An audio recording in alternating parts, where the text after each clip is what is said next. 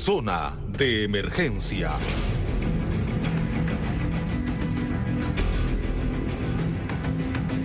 Son las 8:50 en la mañana y como Fernando había anunciado, nos acompaña aquí en la cabina de RPP el geólogo Juvenal Medina Rengifo, nuevo presidente del Consejo Directivo del Centro de Estudios y Prevención de Desastres PREDES. Él ha sido jefe de Cenepred en su momento y precisamente en la portada del diario Gestión hoy se destaca, de acuerdo a información de Cenepred, que son más de 3 millones de viviendas que se encuentran en alerta por riesgo de huaicos e inundaciones.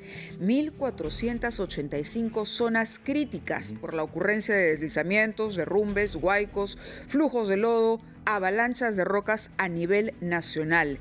Y se advierte que puede haber más de 8 millones de personas en riesgo alto y muy alto por ser afectadas por estos fenómenos, por afectación de estos fenómenos.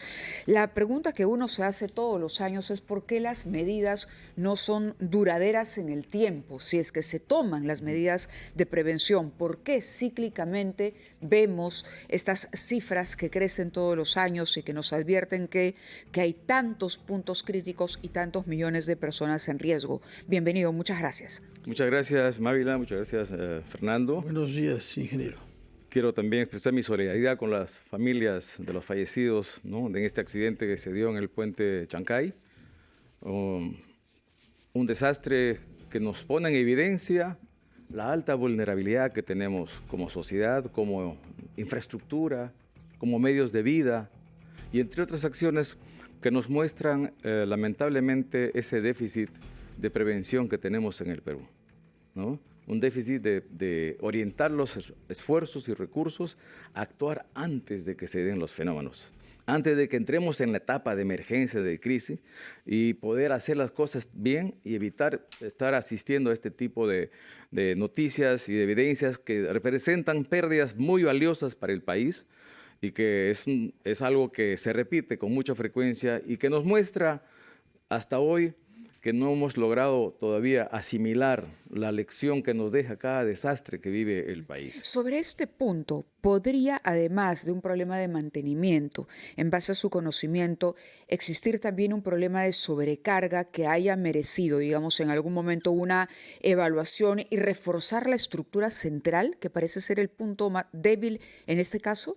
En principio, es importante reconocer que los ríos de la costa son ríos como torrentes salvajes, que tienen crecidas muy violentas, rápidas, que están directamente, digamos, asociadas a la intensidad de las lluvias. Y como hemos tenido lluvias muy intensas en estas últimas horas o días, pues esta crecida lo que hacen es socavar las bases, erosionar y profundizar el cauce, dejando en muchos casos los cimientos o la base de los pilares ya en un estado de fragilidad mayor. ¿Y cómo se puede advertir esa fragilidad? De acuerdo a la evaluación que se haga. Entonces, sería importante ver con qué frecuencia se hacen estas evaluaciones del riesgo en cada una de las infraestructuras, que son infraestructuras muy importantes. Incluso podríamos considerar como activos críticos muy valiosos esta vía que conecta al país en todo el eje, digamos, de norte-sur.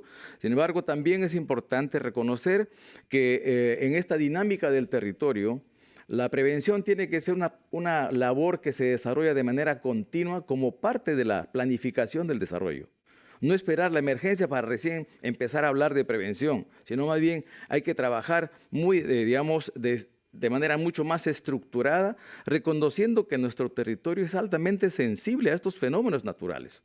No es la primera vez que ocurre un fenómeno como tal, sino este desastre nos pone en evidencia que hay una vulnerabilidad que no está siendo atendida oportunamente y por eso cada vez que llueve estamos asistiendo a situaciones de emergencia. Entonces, esto tiene que cambiar, ¿no? Lamentablemente, hasta hoy lo que vemos es que en nuestro país nos gobierna la informalidad. El incumplimiento a las reglas, a las normas, a los procedimientos establecidos como parte de una política nacional de gestión del riesgo. Tenemos ya digamos, documentos muy importantes y muy valiosos que se han logrado elaborar hace ya algunos años atrás, que está puesto al servicio de toda la institucionalidad del país. La Política Nacional de Gestión de Riesgo está aprobado en el 2021, marzo de 2021.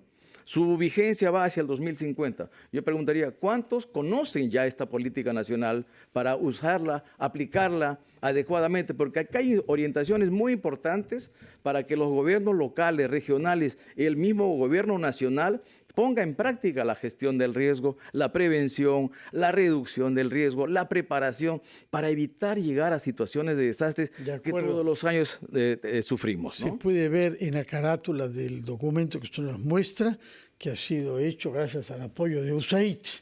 Esperemos que las cosas que están pasando en los Estados Unidos con esta agencia de ayuda al desarrollo internacional no perjudique aún más lo mal que estamos ya en materia de prevención de riesgos. Ahora, usted conoce gestión de riesgos en el sector privado y en el sector público. Nos ha dicho que esto no debe repetirse. Yo quisiera que usted sea un poco más preciso como geólogo que es y nos diga qué cosa es esto.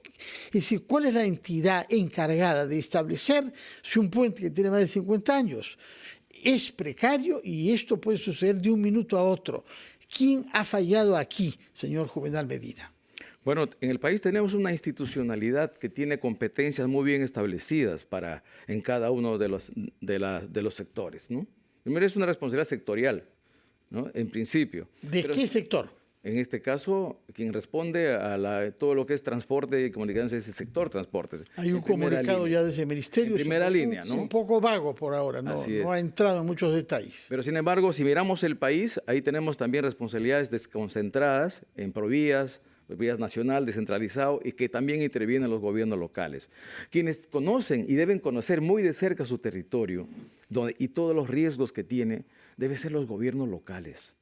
Y ahí vemos municipios, distritales, provinciales, pero ahí vemos lamentablemente debilidades que requieren ser superadas, corregidas, fortalecidas para poder tener capacidad de intervención oportuna.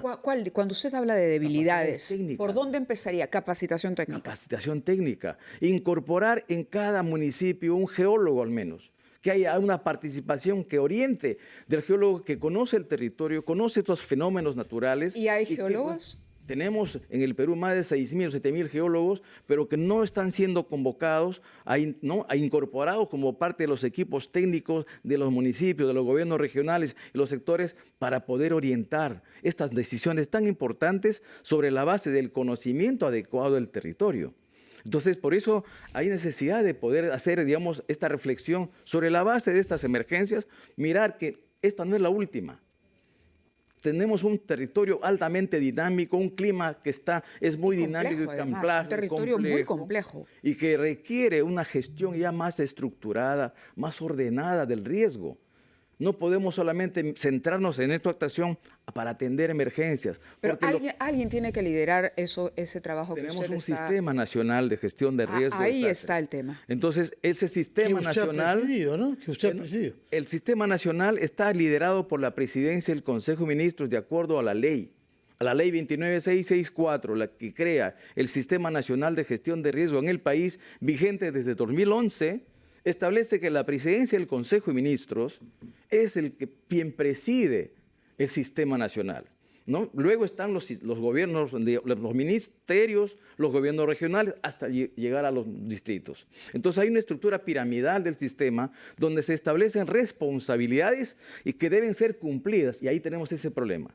No hay un cumplimiento de la función, de la responsabilidad como corresponde de acuerdo a ley. Tampoco hay quien juzgue el incumplimiento de la ley. Entonces tenemos que corregir varias cosas para evitar estos desastres. Los desastres están relacionados con la informalidad, relacionados con la corrupción también, están relacionados con la poca orientación a lo que es la prevención en buen sentido. Muy bien, tomamos nota de ese diagnóstico. Acá hay un tema de corrupción, un tema de informalidad y de falta de prevención. Retenemos esas tres afirmaciones que ha hecho usted, que son las importantes acá.